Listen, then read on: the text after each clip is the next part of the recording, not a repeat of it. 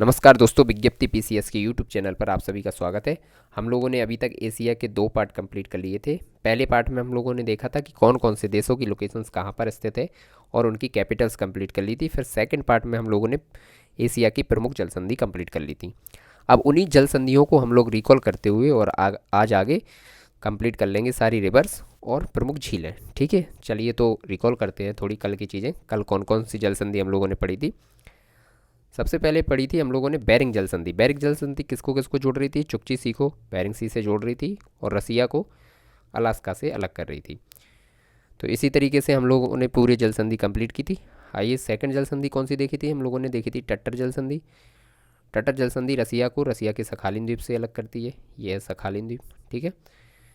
तीसरी जल संधि हम लोगों ने देखी थी सोया जल संधि। सोया जल संधि सखालिन द्वीप को होक्काइदो से अलग करती है। होक्काइदो ये है जापान का द्वीप है ये, और ये सखालिन द्वीप रसिया का ही है। और ये देखा था इधर एक क्यूरिल आइसलैंड। क्यूरिल आइसलैंड से क्वेश्चन कैसे बनता है? क्यूरिल आइसलैंड कौन कौन से देशों के बीच डिस्प्यूट का कारण है? तो ये है यहाँ पे रसिया और ये है यहाँ पे जापान। ठीक है। तो सोया जल संधि के बाद हम लोगों ने देखी थी सोगारू जल संधि। सोगारू जल संधि होक्काइदो को, ये वाले पार्ट को होक्काइदो को होन्शु से अलग करती है। होन्शु पर ही जापान की कैपिटल्स जो है क्योटो स्थित देखी थी हम लोगों ने इसी पे। यही होन्शु द्वीप है जो कि जापान का सबसे बड़ा द्वीप भी है। ठीक है। आगे हम लोगों ने देखी थी कोरियाई जल संधि। कोरियाई जल संधि सी ऑफ जापान को येलो सी से जोड़ रही थी और कोरियाई द्वीप को जापान से अलग कर रही थी। फिर यहाँ पे देखी थी हमने सुसीमा जल संधि जो कि सी ऑफ जापान को ईस्ट चाइना सी से जोड़ रही थी। ताइवान स्टेट्स देखा था, चाइना को ताइवान से अलग कर रही थी। और यहीं पे जोड़ किस किस को हो रही थी? तो ईस्ट चाइना सी को साउथ चाइना सी से। ये इंपॉर्टेंट है थोड़ा सा कि ईस्ट चाइना सी को साउथ चाइना सी से कौन सी जल संधि जोड़ती है? तो ये जोड़ती है ताइवान स्टेट। साउथ चाइना सी को पैसिफिक ओशन से कौन सी जल संधि जोड़ती है? तो ये जोड़ेगी लुजोन स्टेट। साउथ चाइना सी को पैसिफिक ओशन से जोड़ती है। अब ये देखिए इंपॉर्टेंट सबसे ज़्यादा क्वेश्चन बनते हैं इन जल संधियों से, इनसे। ठीक है। कैसे? देखिए मकासर स्टेट कौन से द्वीप को अलग करती है? तो ये इंडोनेशिया के बोर्नियो द्वीप को सेलेबस से अलग करती है और सेलेबस सी को जावा सी से जोड़ती है। ठीक है। फिर वहीं यहाँ देखी थी सुंडा स्टेट। सुंडा स्टेट ये सुमात्रा को जावा से अलग करती है। और ये देखी थी मलक्का स्टेट। मलक्का स्टेट विश्व की सबसे व्यस्ततम स्टेट यही है, यहाँ से सबसे ज़्यादा व्यापार होता है क्योंकि यहाँ के लिए देखिए एकमात्र यही रास्ता दिख रहा है ना। यहाँ से जो भी आएंगे यान, ये यहाँ से जलयान, ये सिर्फ यहीं से निकलेंगे। अगर यहाँ से जाएंगे तो उनको फिर बहुत ज़्यादा घूमना हो जाएगा। तो यहाँ से निकलते हुए इस साइड से जौहर स्टेट से होते हुए और साउथ चाइना सी से होते हुए पूरा व्यापार संभाल लेते हैं ये एशिया वाले पूर्वी देशों का। ठीक है। तो जावा जावा स्टेट सुंडा स्टेट किसको? जावा को और सुमात्रा को अलग करती है। और मलक्का स्टेट सुमात्रा को मलेशिया से अलग करती है। अब वहीं मलेशिया 2 पार्टों में डिवाइड है। ठीक है। एक मलेशिया वेस्टर्न मलेशिया और ईस्टर्न मलेशिया। तो वेस्टर्न मलेशिया को ईस्टर्न मलेशिया से कौन सी? जौहर स्टेट अलग करती है। और इसमें अगर देखा जाए तो ये वाला एरिया और बोर्नियो द्वीप को भी अलग करती है। ये बोर्नियो द्वीप जो है ये इंडोनेशिया का है। ठीक है। अब यहाँ पे देखी थी हमने पाक जल संधि जो कि हमारे प्यारे भारत को ही श्रीलंका से अलग करती है। यहाँ देखी थी हॉर्मुज जल संधि जो कि यूरान को यूएई से अलग करती है। गल्फ़ को गल्फ़ ऑफ ओमान से जोड़ती है। फिर यहाँ देखा था बाब अल मांदेब, तो ये रेड सी को गल्फ़ ऑफ अदन से जोड़ती है। और अलग किस किस को करती है? तो यमन को जिबूती से अलग करती है।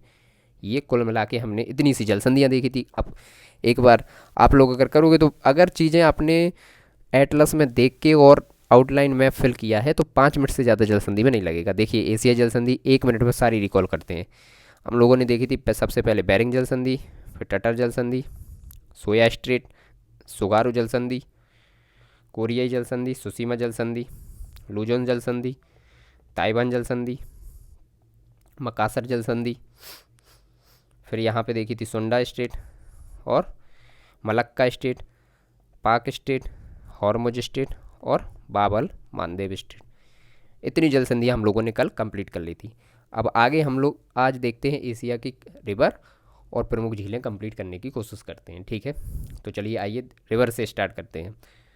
तो सबसे पहले ओब नदी हम लोग देखते हैं। देखिए ये है ओब नदी, जो कि वेस्ट साइबेरियन प्लेट्यू से होती हुई कारा सी में जाके मिल जाती है।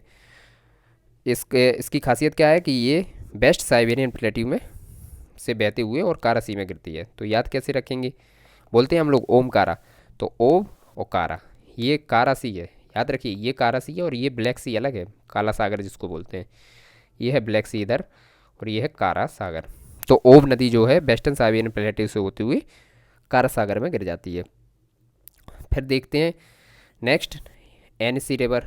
एनसी रिवर ये क्या है, वेस्ट साइबेरियन प्लेट्यू को और सेंट्रल साइबेरियन प्लेट्यू से अलग करती है।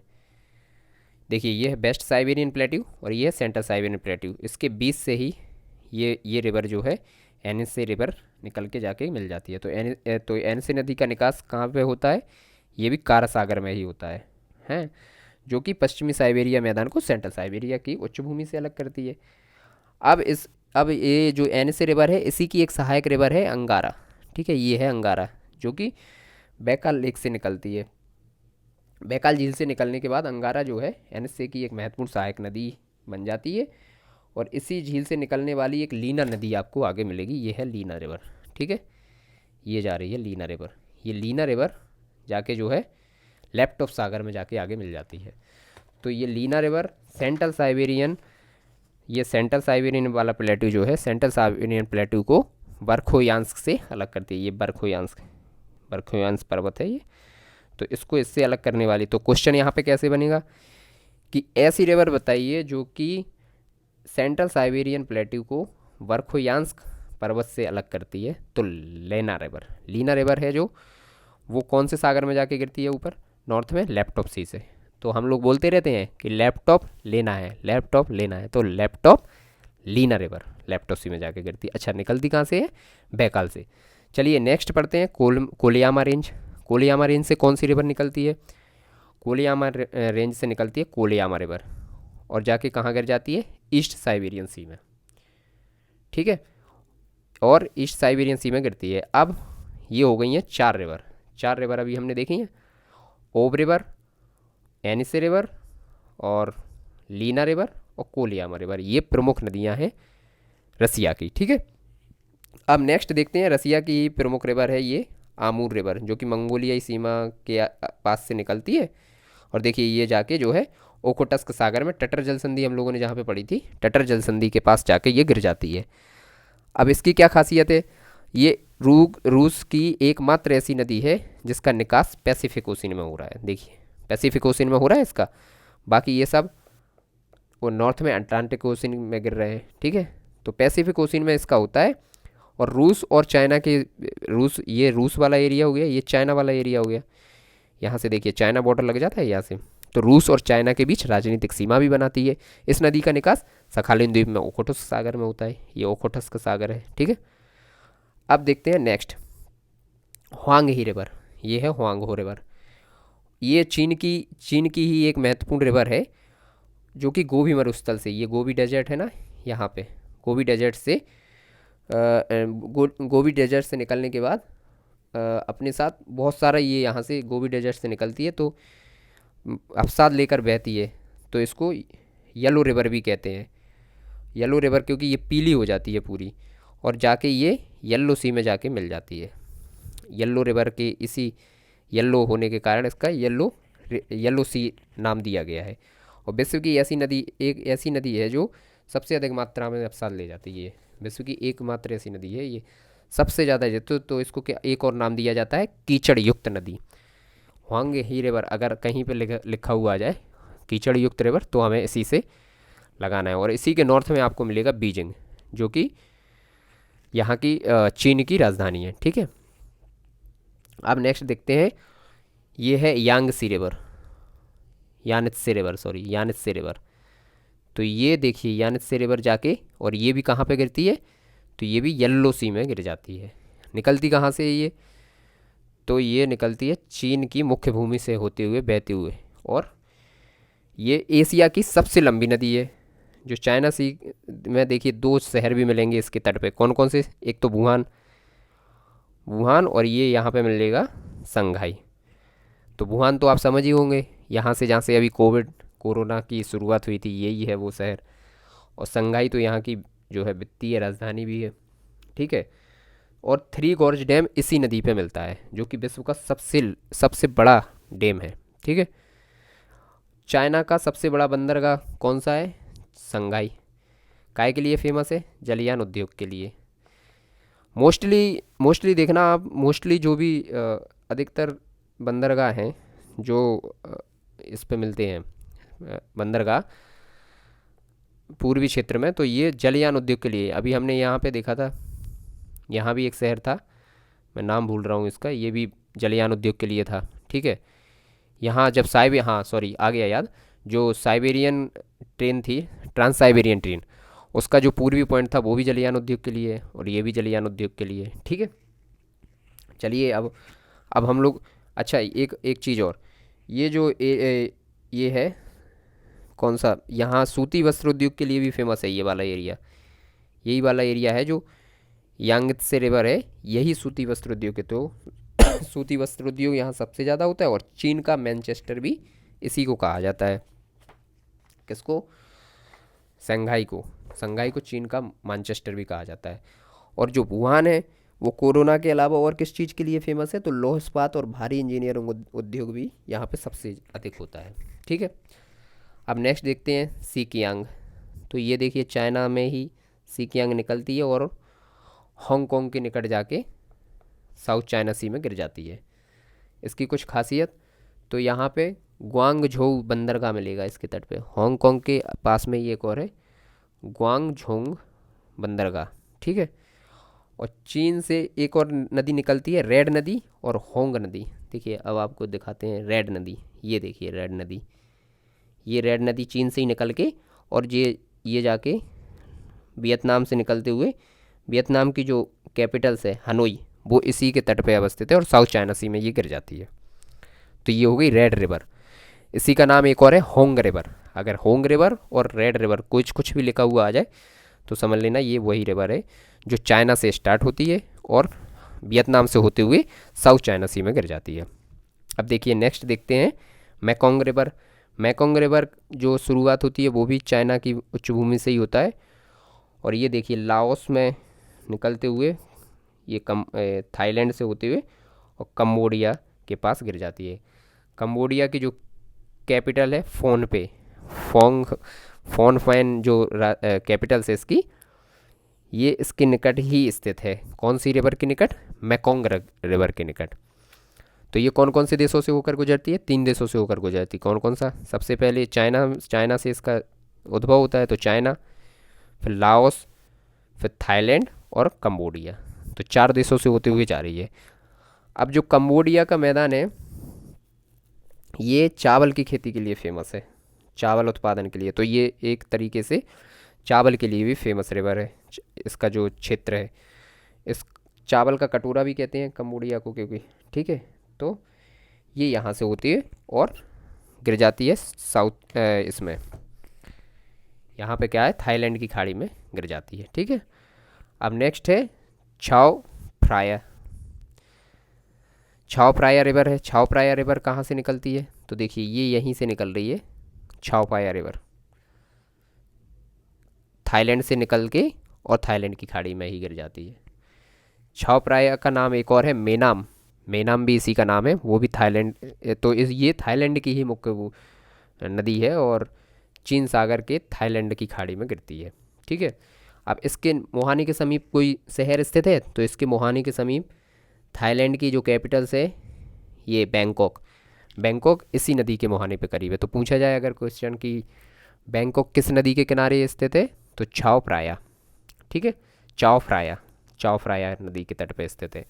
अब चीन से निकलने वाली एक और नदी देखिए आप, साल्वीन नदी। तो ये साल्वीन नदी चीन से होते हुए और म्यांमार में प्रवेश करती है और जाके ये कहाँ पे गिरती है?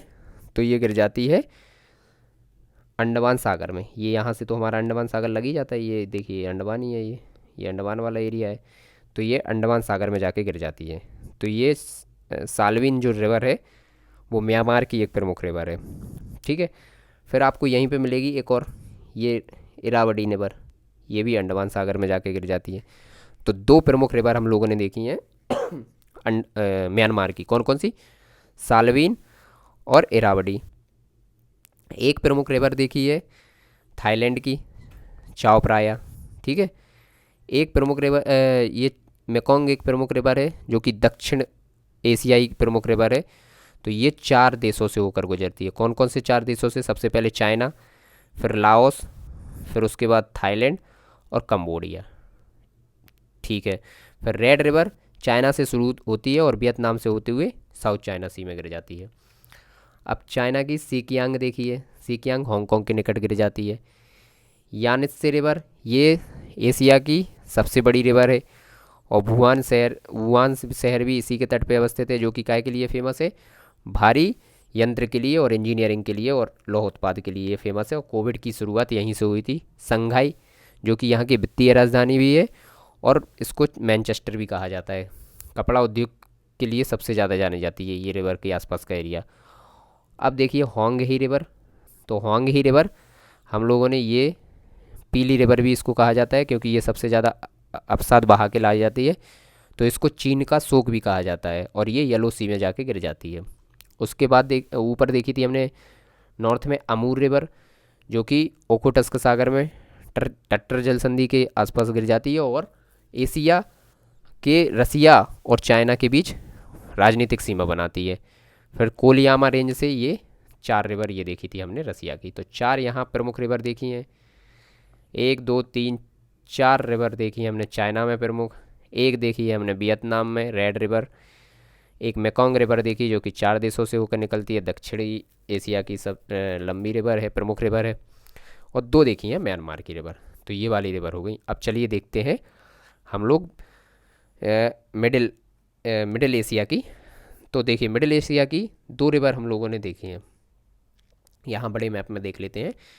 तो देखिए आपको मिलेगी टिग्रिस रिवर और अमू दर्या रिवर। टिग्रिस और अमू दर्या रिवर आपको यहाँ पे अलवराह जो जगह है यहाँ पे मिल जाती हैं और फिर ये गल्फ फारस की खाड़ी में जाके गिर जाती हैं। तो ये यहाँ की प्रमुख नदी है। अब इनकी क्या खासियत है, तो मेसोपोटामियम का जो वो है मैदान, वो इन्हीं नदियों के बीच में पाया जाता है, ठीक है। फिर इसके बाद हम लोगों ने ये अरल सागर में 2 नदियाँ गिरते हुए देखी हैं, एक तो कजाकिस्तान की प्रमुख रिवर है और एक जो है उज्बेकिस्तान और तुर्कमेनिस्तान की एक प्रमुख रिवर है। तो ये रिवर कहाँ से स्टार्ट होती हैं, तो ये होती है, देखिए कजाकिस्तान से ही शुरू हुई है, ये कजाकिस्तान से और अरल सागर में गिर गई है। और ये कौन सी, और ये अमू दर्या जो रिवर है वो अफ़गानिस्तान के किनारे से स्टार्ट होकर तुर्कमेनिस्तान से होते हुए, उज्बेकिस्तान से होते हुए और अरल सागर में गिर जाती है। तो हमने अभी ये देखिए अमू दर्या और साई दर्या, ठीक है। और इराक में कौन कौन सी रिवर देखी है, तो इराक में देखी है टिग्रिस और टिग्रिस के साथ ही इसकी सहायक नदी देखी है हमने। तो ये 4 देखी हमने सेंट्रल एशिया में, और गल्फ़ में 2 देखी सेंट्रल एशिया में, और 2 रिवर देखी हम लोगों ने खाड़ी देशों में, ठीक है। तो ये हो गई हमारी गल्फ़ कंप्लीट। अब हम लोग देखते हैं जो कि एशिया की झीलें, ठीक है। अब रिवर ज़्यादा नहीं है, रिवर तो 2 4 ही हैं हर देश में, और भारत की तो हम बाद में डिटेल्स में देख ही लेंगे। तो अब ये कुछ ऐसे पॉइंट हैं झील के अलावा, झील तो हैं ही इसमें, और झील के अलावा ऐसे पॉइंट हैं जो कि खूब पूछे जाते हैं क्वेश्चन पेपर में। तो देखिए अब देखते हैं झील। अब देखिए ये सबसे पहले हम लोगों ने देखा था, ये है डेड सी। डेड सी कहाँ पे है, जॉर्डन में। ये विश्व का सबसे निचला स्थान भी इसी को बोलते हैं, ये क्वेश्चन आया हुआ है। डेड सी कहाँ पे स्थित है सबसे पहले तो डेड सी है जॉर्डन में स्थित, और विश्व का सबसे निचला स्थान भी इसको बोलते हैं। अब आपको तुर्की में मिलेगी बान लेक। बान लेक कौन सी है, विश्व की सबसे अधिक लवणता वाली झील है ये बान लेक, ये तुर्की में मिलेगी। कैस्पियन सागर का है, विश्व की सबसे बड़ी झील है, ये विश्व की सबसे बड़ी झील है। और आगे देखते हैं फिर अरल सागर। अरल सागर मिलेगा आपको कजाकिस्तान और उज्बेकिस्तान की सीमाओं के बीच, और ये कैस्पियन सागर था, ये 5 देशों की सीमाओं के बीच मिलेगा। अब तो आपको याद भी हो गया होगा, कृति हम लोगों ने ट्रिक बनाई थी, तो ठीक है आप लोग रिकॉल करिएगा। फिर मिलेगा आपको बालकास, ये भी कजाकिस्तान में ही मिलेगा। बालकस, बालकस लेक है ये, ठीक है। लोपनूर लेक चाइना में मिलेगी आपको, लोपनूर लेक। बैकाल लेक से हम देख ही चुके हैं। बैकाल लेक से आप लोग दो दो जो नदियां हम लोगों ने अभी देखी हैं वो रिकॉल कर लीजिए, कौन कौन सी नदी निकली थी। एक तो यानिसे रिवर की जो थी अंगारा, ठीक है, अंगारा निकली थी इसकी, और एक लीना रिवर निकली थी यहाँ से। तो दो रिवर हम लोग देख चुके थे बैकाल लेक से। विश्व की सबसे गहरी झील है ये बैकाल लेक। यहीं पे मिलेगा हमें, देखिए यहाँ पे एक वर्खोयांस्क शहर, विश्व का सबसे ठंडा स्थान है ये, -68 डिग्री पर यहाँ टेम्परेचर चला जाता है। अब देखिए भारत वाले एरिया में मासेनराम मिलेगा, ये भी क्वेश्चन आया हुआ है, सबसे अधिक वर्षा वाला क्षेत्र है विश्व का ये। फिर कंबोडिया में मिलेगी सेप लेक, ठीक है, टोनले सेप लेक। और वहीं मिलेगी इंडोनेशिया के सुमात्रा में तौबा लेक। तो ये लेक हैं एशिया की, जो कि क्वेश्चन इनसे कैसे आता है, क्वेश्चन आता है या तो देखो सीमाएं पूछ लेता है कि कौन कौन देशों की सीमाएं निकल लगती हैं, किस किस झील से कौन से देश की सीमाएं लगती हैं, या फिर पूछ लेते हैं कि किस झील से कौन सी रिवर निकलती है, या फिर पूछेंगे किस झील में कौन सी रिवर गिरती है। तो ये हमारी झीलों से क्वेश्चन आते हैं। अब देखिए, अब हम ये देशों पे तो मोस्टली सबकी नज़र रहती है, ये भी हम लोगों ने डिटेल्स में देख ही लिए थे उस दिन। अब जो खाड़ी देश हैं इनको कल डिटेल्स में थोड़ा सा देखेंगे, और बाकी जो भी रेंज बची हुई है एशिया की, रेंज और माउंटेन, ये कंप्लीट कर लेंगे और उसके बाद फिर आगे बढ़ेंगे। तो धन्यवाद।